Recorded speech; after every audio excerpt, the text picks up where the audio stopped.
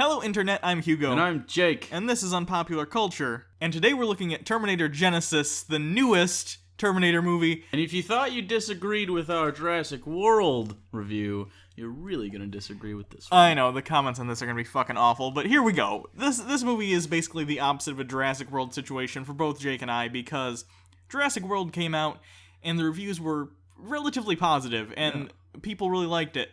And then we went to go see it, and we fucking hated it. Yep. This movie getting terrible reviews. Is it terrible? Really bad reviews, yeah. And it's not making any money.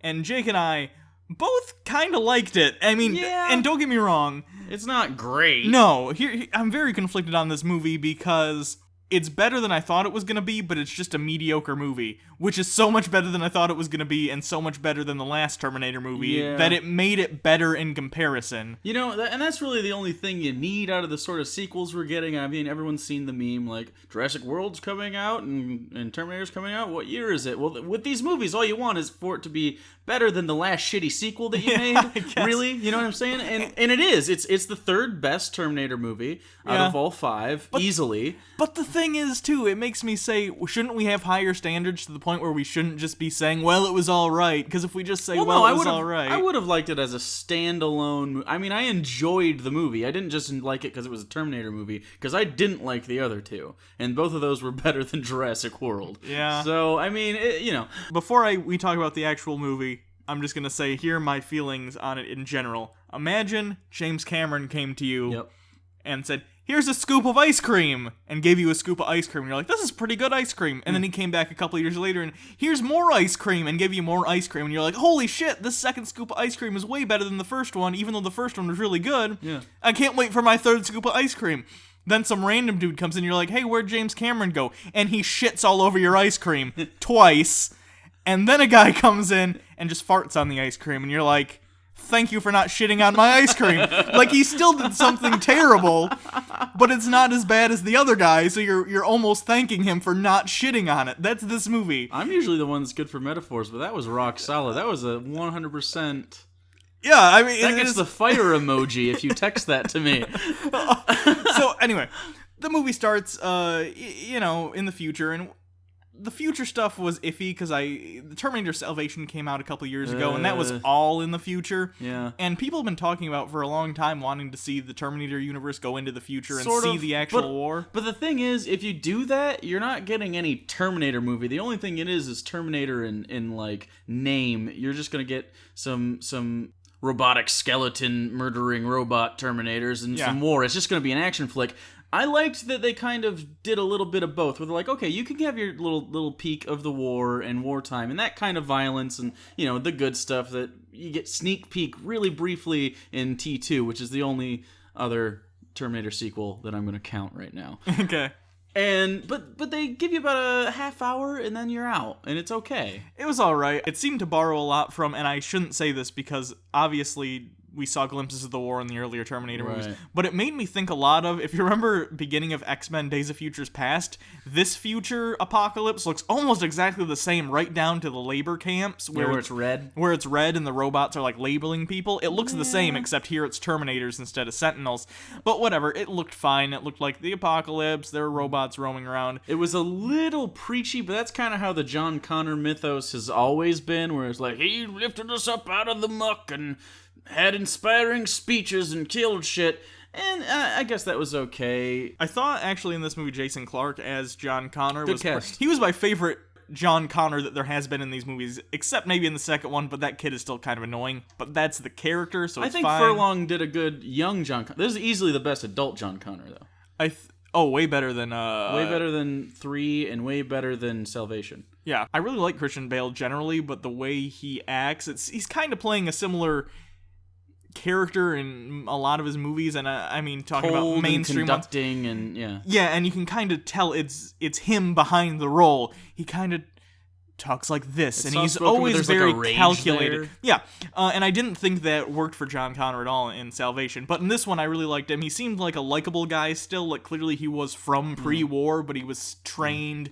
and he had seen things. I thought it was pretty good. He was a pretty cliche protagonist character, if I'm going to be honest, but to be fair, Terminator 1984 or 85 or whenever it came out, That's when you kind of started getting that archetype a lot, so you kind of got to follow suit. And they do take over, they stop Skynet, and they find the time machine. This is where the spoilers are going to start, by the way, so if you don't want to be spoiled... Heavy spoiler section throughout for the rest of the time. Yeah.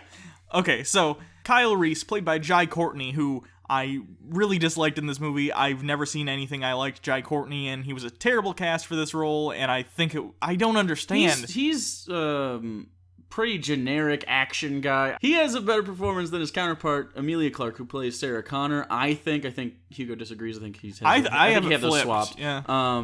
But his lines were pretty corny for the most part. I think his humor delivery was far better than hers, though. And since this was kind of a humory T2 style movie, it was less cringy than listening to her give one-liners. I think the problem is that in the first Terminator, Kyle Reese comes off as sort of a desperate... Michael Biehn, really. I know, he sold that role. He was very desperate. Like, he knew he had to do this to stop the war. It was all on him, and he seemed, even when it was kind of quieter moments, it felt like he was kind of stressed out. And it started that way a little bit. And in this movie, I don't get that at all from Kyle Reese, and I understand the first scene, but maybe not after that, he gets more like... He seems bored. Even when he's trying to act excited, he just seems bored as fuck, and it bothers me. That's just the casting. Anyways, so what happens is, they end up having to send Kyle Reese back, and John Connor already knew he was going to do it, and you know the story. We see Matt Smith, though, in there, too. And Matt Smith, if you don't know, was from Doctor Who when he was the 11th Doctor. I really like Matt Smith, obviously. Excellent actor. We're Doctor Who fans, and in that, he's done some really good performances, even though it is,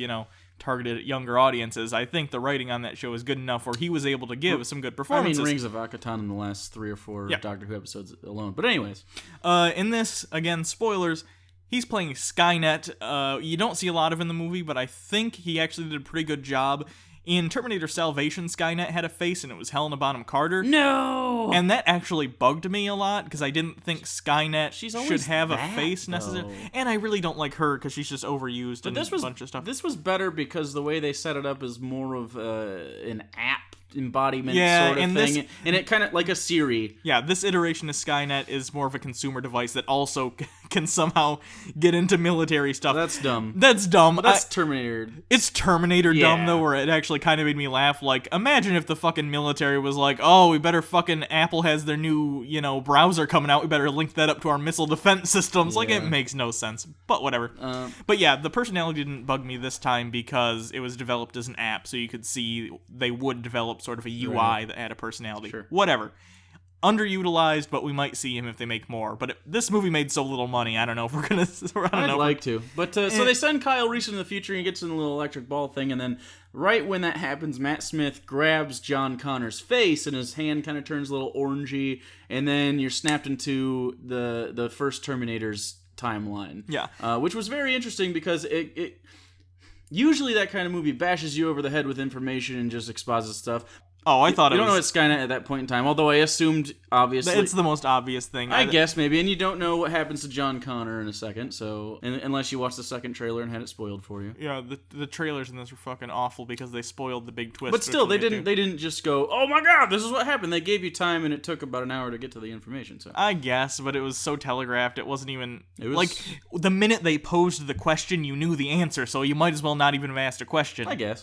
Anyway, so the whole first 30 minutes, I guess let's just talk about it as one, because not a whole lot happens. It's a shot-for-shot remake of the very first movie for a little bit. And then some second movie stuff. But, you get a cool fight scene between original Terminator and new... I guess he's called Pops. He's Arnold Schwarzenegger's Terminator in this version, and apparently in this version, and you don't find out why. I assume that was set up for a sequel. Who knows if they're gonna make it again? But he fights original Terminator, and it's kind of this cool Arnold v. Arnold fight right at the beginning after you get that little naked Terminator scene, which is funny. I was a little worried about it because of the trailers, because if you look at trying to digitally do actors, because obviously the face of this Arnold Schwarzenegger, it's a body double, but the face is totally done in CG because, you need young Arnold Schwarzenegger. Right. It was actually pretty well done. I mean, it still looks like CG. You can look at it, but it was actually pretty good. It looks better up close and when it moves, which is surprising. Yeah, I wasn't that put off by it, especially because it wasn't used that much in the movie. I actually kind of enjoyed it for what it was.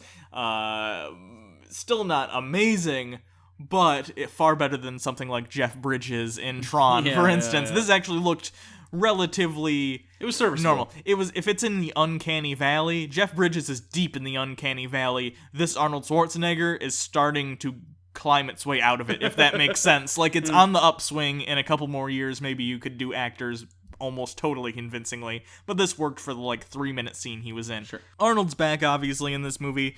Best actor in the whole film. That's, surprisingly, yeah. But I think it's because his deliveries require not a lot of emoting, because that's kind of what a Terminator does. So, I mean, he carried T1 and T2. Because I think the actors in T1 and T2 were all very good. I thought that... I agree. Well, you're right. They were far better. I'm just saying that he stole every scene. How about that? Well, yeah, but that's because he's Arnold Schwarzenegger and he has that personality. Well, yeah, but I mean, you watch Twins and you're like, no, I'll get off the screen. I would say the criticism I would give Arnold in this movie is that it seemed like he was always a second away from breaking. Like, he was just really... it seemed like he was really happy to be there, so he was kind of doing 70 to 80% Terminator, but 30-20% of him just being like, I am Arnold, I'm so excited to be in the Terminator. No! Yeah, I get it. And he's out of practice because he hasn't done this in years, and he only just started acting again a couple years ago. He was in The Expendables 2, sir. Yeah, whatever. But I thought he was pretty good overall. The thing that I didn't like in this movie was a lot of the humor, because I swear about 50 to 60% of these jokes just didn't hit. They just bombed totally. It was mostly because of the delivery of Emilia Clarke and Jai Courtney, though. I agree. They were both really bad in this movie. And I like Game of Thrones, but she just was not very good in this. I liked her better than him, but she still wasn't. The opposite, but it was her lines were far worse, though. Oh, I agree. Their whole relationship with each other is awful too, frankly, because I get that they had to do it because it's set up in the first movie that they get together and have John Connor. Totally, I get it. But the way they did this is they forced a romance in very cliche movie terms. What they should have done if I were writing this, have them be aware that fate is making them have to have a romance and them not really be into it, but they're dealing with the fact that they kind of have to. I think it was more interesting, and there's something that they missed later, is later on they kind of have this short discussion about whether or not they have to have any sort of thing happen. Like, does John Connor have to live, basically? Can Kyle Reese and Sarah Connor be killed by the antagonist that we'll reveal in a minute? And so I think it would have been more interesting if at the end they were like, well, I don't think we have to do anything. Maybe we just don't. Yeah, what if they just decided... It'd be interesting. What if they just decided, let's not fuck? Let's wear a condom. I'll go, get a vasectomy. Tie your goddamn tubes, yeah. Whatever. It just seemed like this problem almost would have solved itself. I don't know. There's some plot holes in this movie, which all time travel movies, especially stuff like Terminator, are going to have plot holes. Maybe they're just very, very conservative in their views of sex, and they can't use prophylactics. Yeah, some of the plot holes are actually pretty big. I mean... It's a Terminator plot hole, though, and they're in every single one of them, because, I mean, why don't you just kill Sarah Connor's granddad? I guess. You know what I'm saying? But when they do get together, there's some fights with the T-1000, which is pretty good in this movie, but the thing that I noticed is it doesn't seem like the effects for the T-1000 have improved that much over the last 20 years. I mean, I don't know how much you can actually do with liquid metal, sure, but it didn't... It was smooth, though. I mean, it looked good, and I think some of the bullet wounds were pretty cool, but I did really like the original one, especially when it gets all fucked up after the grenade Again, launcher. though, I think what it lacked is, in T2, some of the effects when it gets shot and stuff were practical effects. Yeah. So I think what we miss, and we talked about this a lot in our Jurassic World review, CG isn't inherently bad or inherently good. Overused. It just depends. It's overused. What you need to do is pepper in some practical effects, and that inserting practical effects in between CG shots improves the CG shots because it throws you off. Right. It keeps you off step a little bit, and you kind of got to keep your eye on it to see if it's real or not. And by the time, and because they keep you off balance, you stop looking for it. Yeah, I mean, it's just the fact that it's all CG all the time makes me go, now let me look at this CG, because I have to look at this, and maybe I sound douchey saying that, but inherently at this point I'm looking at CG to try and see if it's good CG or not, because it bugs me so much. Yeah, and the only practical effects that I really eyeballed were a few of the arms, the Terminator arms, and the skeleton looking Terminators at the beginning in the camps. I think even most of all practical. The ones in the driver's seat at the beginning, because there's a part where they're driving fake Terminators to infiltrate. other than those, all the Terminators, just the skeleton ones at the beginning, they were all CG. You could tell they were all CG, which was pretty stupid, because you could have built... This movie had a budget of, I think, about $150 to $200 million. You could have built a couple of those. You're telling me there wasn't already a collector somewhere who had some, like... You just rent them. Yeah, whatever. I get it, kind of, because that's sort of the movie culture we're in, where everything just gets fucking CG'd so it can get done faster and cheaper. But really, I feel like we should expect a little bit more from a movie, from a franchise that revolutionized the action genre and the sci-fi genre and the kind of cyber noir genre. Sure. So they do go to the future and some hijinks happen. J.K. Simmons is in this movie too. He was really great, and his lines were funny. He's one of the only people in this movie who's consistently good, and every time he was on screen I was like, oh, all right, he's going to deliver a funny line. Barely in the movie, but I did like him in this. I like him in most things, though. I think J.K. Simmons is a funny guy. They go into the future, and they end up in a highway, and then the Terminator isn't there, Pops isn't there, and they get taken to a hospital, and that's pretty much the jump-off point of the movie we're in now. The rest of it was kind of like, here's where we've been, here's what's going on, it's a bunch of plot building, and now here's like... We launch, and then they're in there for a little bit, and they have some clever banter about time travel, and J.K. Simmons is great, as Hugo said. And then John Connor walks in. This whole series would have been a fucking awesome twist, because what happens is John Connor shows up, then the Terminator, Pops, which... Pops is a stupid fucking nickname for this Terminator, by the way. I guess, what a terrible idea. He comes in and shoots John Connor. Turns out John Connor is the Terminator of this movie. He's been converted by Matt Smith's Skynet into a Terminator. Yeah, with the orange hand thing. And now he's working for Skynet, trying to ensure its survival and getting made, and trying to stop, Sarah Connor and Kyle Reese and the Terminator, Arnold Terminator, from stopping him. That's a good twist. I mean, it's a little predictable. You could kind of see it coming. Yeah. But at the same time, it's like, this is a logical step. Sure, we've talked about John Connor the Savior and everything, and now they're taking that and flipping it on its head. Fine. And it kind of makes sense from a movie writing standpoint, because the entire reason Skynet gives is the side with John Connor always wins, therefore we will acquire John Connor. That's a very computer way of thinking. I could see that. Yeah. Fine. The problem is, the trailers for this movie ruined the twist because they reveal it in the fucking trailers. Luckily, I don't watch any TV, and I rarely look for trailers online, so I didn't see... It was the second trailer that blew it, and Hugo already knew the twist going in. I was so mad. I wasn't, like... And for a guy not knowing it, that hadn't been told, I didn't know the twist, and it didn't blow my mind, but I thought, in theater, oh, that's a good direction to take this. I enjoy that. I'm going to keep watching this film and not fall asleep. Yeah, and actually the design of this Terminator, I don't know what it's called. I'm sure it's the T something. 3000 whatever, something. T10,000, who knows. Anyway. It's cool. It's a step up. The problem with, I think, T3, the Terminator in that one, was it felt like a step down from the T1000, because in T3, I get what they were going for because it had weapons in it and stuff, and it could control technology, which they were trying to have it be a step up, but it wasn't, because imagine... Look back on T2, they had to drop it in like liquid metal to kill it. T3, they crush it with a door, so clearly it wasn't as versatile, and it was easier to defeat. No, this one is much more interesting. It's like they call it this kind of a hybrid between bioorganic and this like... It's not liquid metal, it's like magnetic. It's like kind of interesting metal. I would say it's like millions of tiny little robots. Like nanobots sort of come together. And that makes sense. That's a good way to update the Terminator design. You could see the versatility of it, and you could understand why it is a step up from the T2 one, because it can kind of come apart and come back together. And it shows elements of both the first two Terminators, because sometimes it'll get burned up or something. It'll have this skeletal sort of armor, exoskeleton looking thing, and then sometimes he'll turn his arm into a blade and stab a security guard or something. So it has all the elements, but he can also do some extra stuff, which is interesting.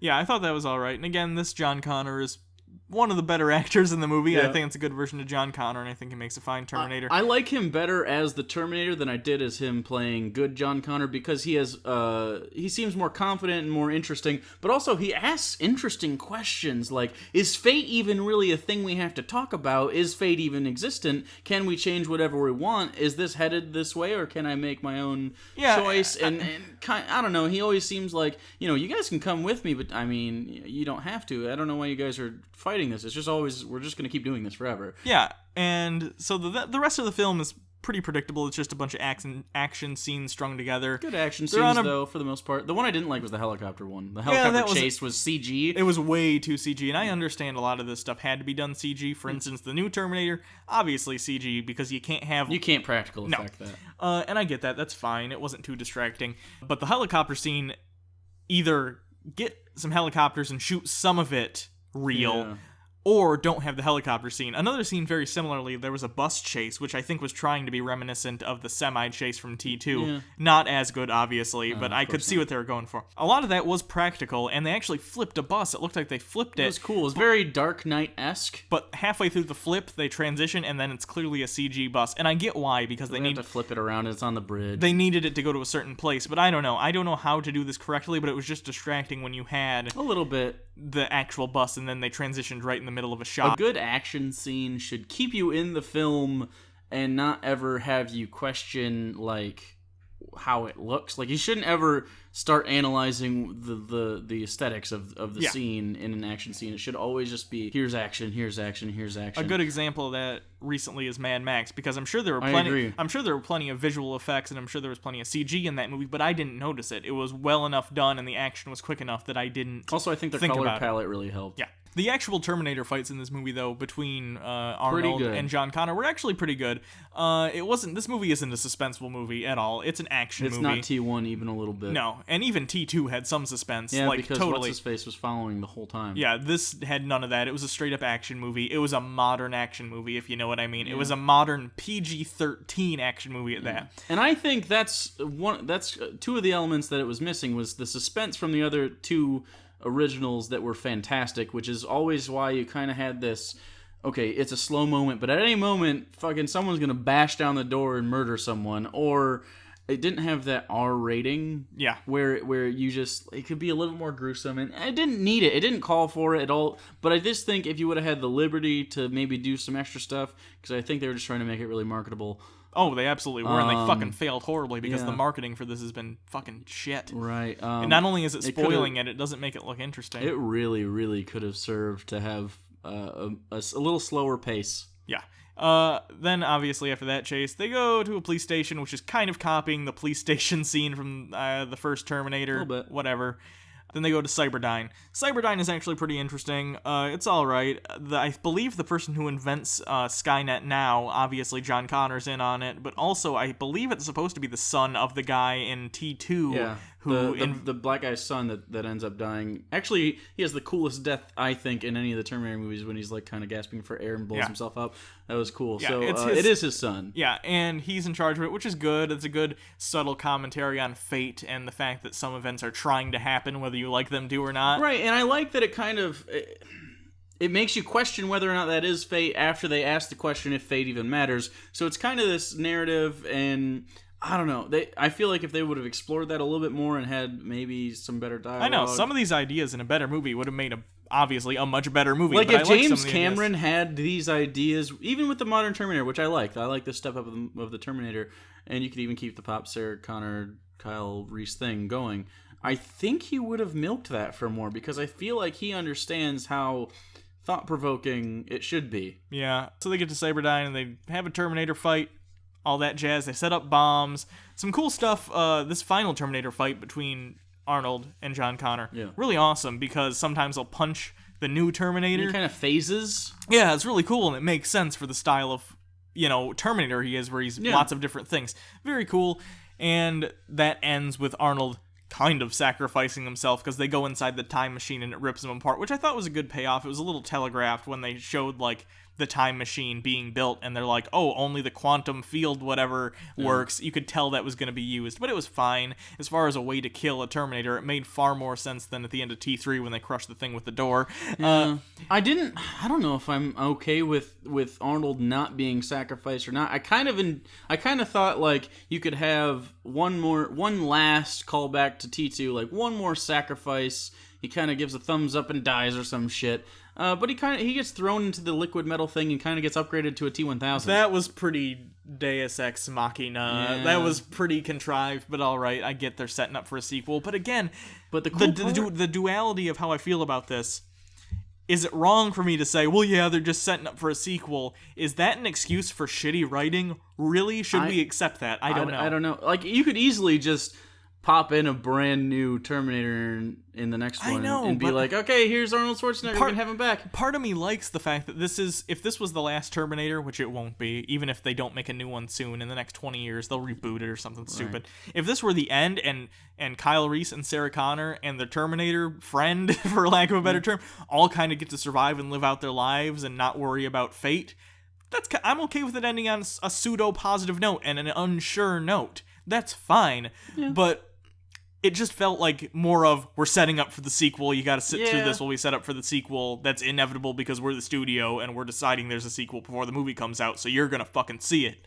Sequel. The coolest part about this whole ending, though, in my opinion, was the chats with Skynet, who is played by Matt Smith, and kind of this hologram thing, and they have this running joke where they keep shooting the cameras, which I thought was a little lame, but I really, really liked Matt Smith's role in this because he doesn't have an English accent, which I thought was a little off-putting at first, but it kind of works over time because he kind of enunciates a little harder and it makes it sound it's more... It's unnatural almost. Because it kind of like Siri is. Yeah. And I think, so maybe that was a really actually good direction to go with it because, again, since they're setting up for a sequel, it looks like he's going to play a much larger part in the next one, which would be fine. It'd be weird if he could play a really good villain. It'd be weird if Skynet in the next one sent itself back in the form of a Terminator, and it was actually Skynet trying to kill them. Interesting, because again, he did great, and they have really good conversations about inevitability and stuff like that. And again, they kind of flirt with this discussion that they should be having the whole movie, but they never really pay off. That's what I'd say. It feels superficial. It feels like they're paying lip service to ideas that were brought up in Terminator 1 and Terminator 2 without actually going there.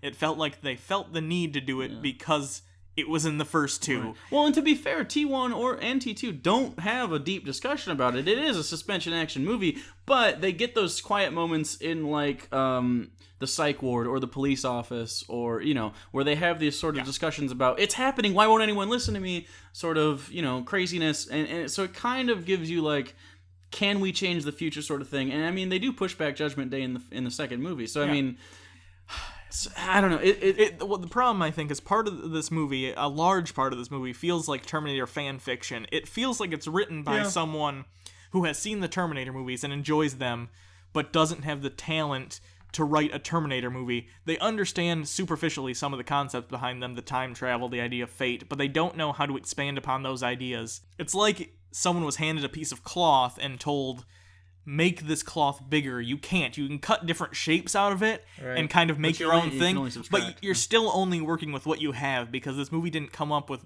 really any new ideas of its own. Certainly you had some ideas of going back and changing stuff, but that's been done before, and it's... I think the one neat thing was they turned it on its head and made John Connor the bad guy. Yeah, and you can't, and now you can't do that again in the next one. So a lot of the concepts were good. It was fun to see Arnold as the Terminator again, although, again, he was kind of 80% Terminator, but whatever. Jai Courtney, terrible. Amelia Clarke, pretty terrible. John Connor, actually pretty good. I liked that guy. Jason Clarke, relation. Yeah, and the writing was just so-so, and the action was serviceable. So, I mean, it's hard to talk about. It really is, because part of me wants to hate this movie because it absolutely doesn't live up to the first two. But the other part of me really enjoyed it, you know what I'm saying? The other part of me was like, it wasn't shit. It wasn't, like, awful. It wasn't T3 or Salvation bad, so...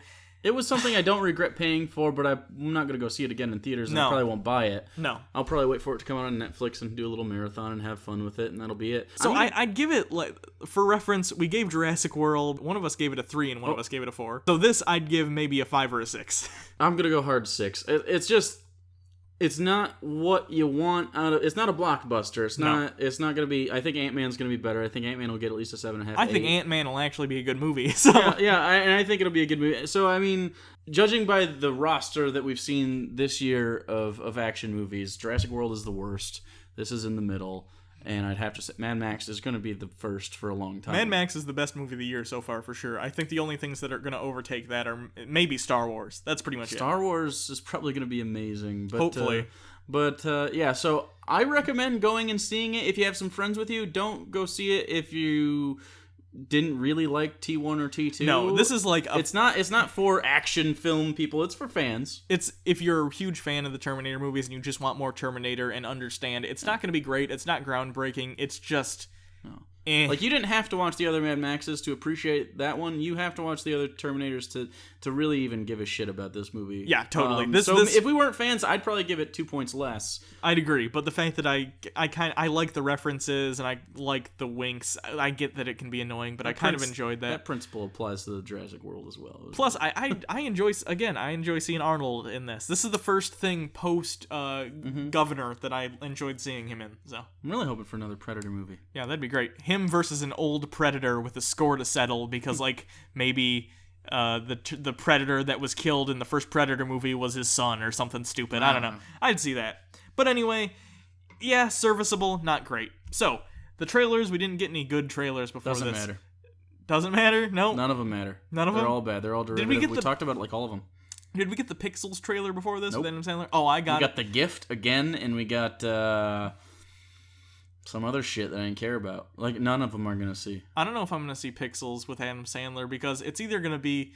The concept is funny. It's stolen right from Futurama, which, fine, if you're going to make a movie, okay.